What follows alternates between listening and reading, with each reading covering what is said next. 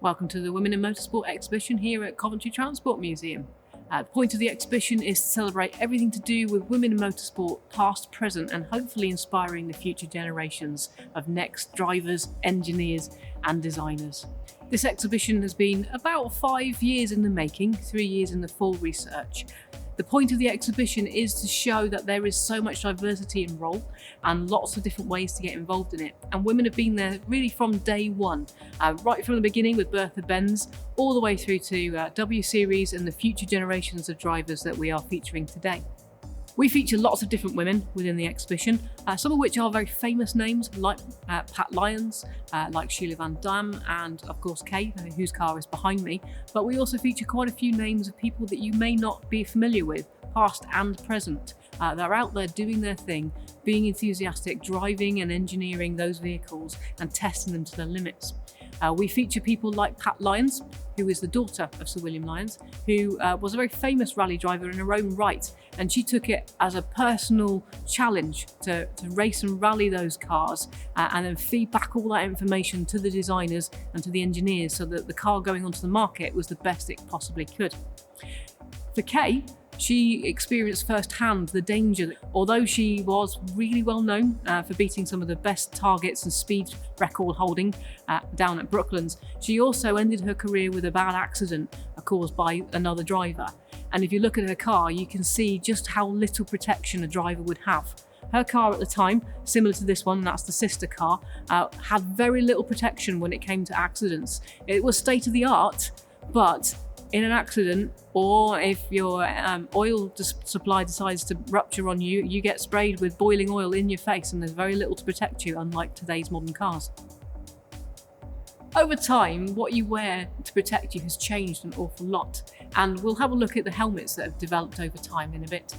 But behind me you can see a selection of suits, and it's interesting to note that depending on the role that you do, you get different types of protection because you're going to need it. So if you're someone that's in the pits and you're handling lots of flammable liquids, you're going to need to have something that's a bit more fireproof.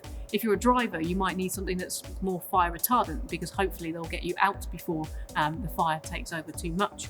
But it's really interesting to see on display some of the fireproof and fire retardant kit that the modern drivers are wearing.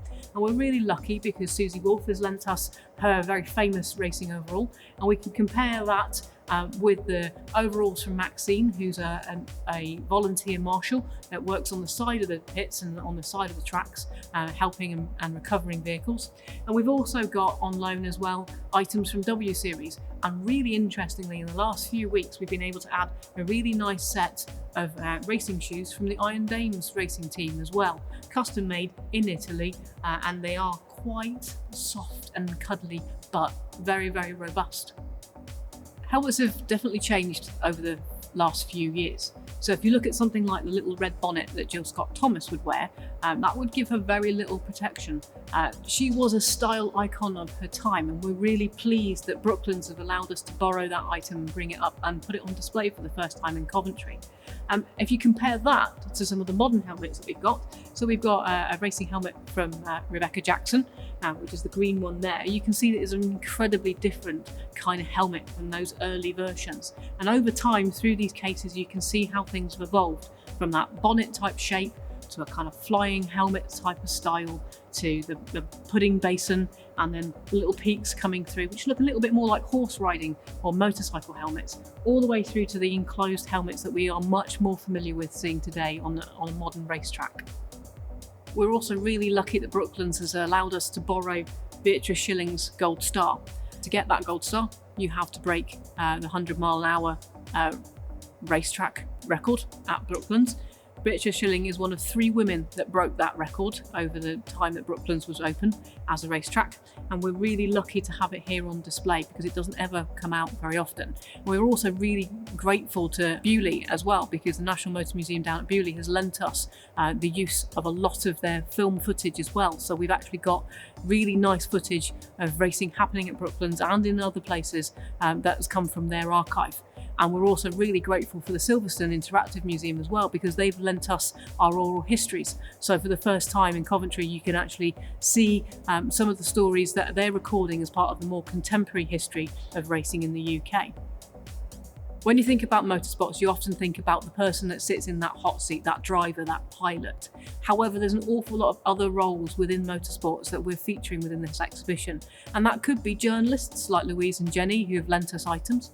It could be safety related. It could be people like Dr. Anna Christiana's Pace, who is a world-renowned safety expert and is now looking at how to make racing more sustainable, as well as all those other people that you see within the pits, the logistic teams, the marketing teams, the comms people, the people that do the design, the engineers themselves, and then you've got the army of volunteer stewards that help and do all those really critical roles as well. And we've tried to feature a few items within the exhibition to explain all of those things. So in the case for Christiana, you can see the amount, and this is only about a third of her collection, of passes that she has to many of the different races and many different formats throughout the country and the world that she's taken part in. And again, within these cases, you can also see items to do with Muriel Hind, who's a local Coventry featured lady who was a motorcycling enthusiast who spent most of her time when she wasn't competing writing about motorcycling and in trying to encourage other women to take part in motorcycling, either for fun and leisure or for sport, and to get competitive with the blokes out there. A really nice part of this job for the last 3 years is I've been able to talk to lots of fantastic people who are incredibly enthusiastic about motorsports. And that is everyone from the marshals like Sophie Mills, who's 4th generation of volunteer marshal and recovery expert, all the way through to the British Women's Racing Drivers Club, who are celebrating their Jubilee year this year. All the way through, one thing that's come absolutely strong and clear is how passionate everyone is and how welcoming everyone is if you're actually interested in motorsports in any shape, way or form. Whether that's drag racing and going down to Santa Pod and having a look at what they do there as a spectator, or going and standing on the side of a rally and watching them whiz past you at hundreds of miles an hour as it feels. Seeing the joy in their faces as they talk about their subject and their passion has been amazing for me. And that is something that we've tried to kind of get through with this exhibition. So when you come along, you can have a look at all the fantastic information we've got, and hopefully you'll see some of those lovely quotes that those people involved in that industry, whether they're designers or engineers or volunteers, have all put in and allowed us to use. We've also had quite a lot of support from some of the bigger companies. So you'll notice we've got a Williams 2021 show car, just to kind of give you an impression of what a car looks like that you see mostly on TV now, racing around on those tracks. And when you compare that to something like Kay's earlier car, you can really see the difference in design. We're also really lucky because Jaguar Racing has lent us a 1st generation electric racing car, Formula E car, so you can have a look at that. And by putting the two cars together, the Williams and the Jaguar, you can actually see the difference in the types of car designs necessary for the different formats of racing.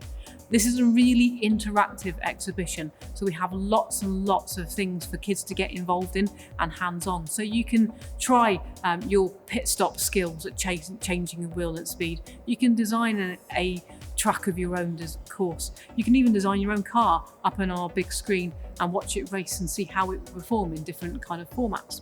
So it's really an interactive exhibition designed to try and get you hands-on and get you enthused about motorsports, and hopefully spark some passion in our visitors that might then mean that they go on to learn a little bit more about motorsports and maybe even have a go themselves.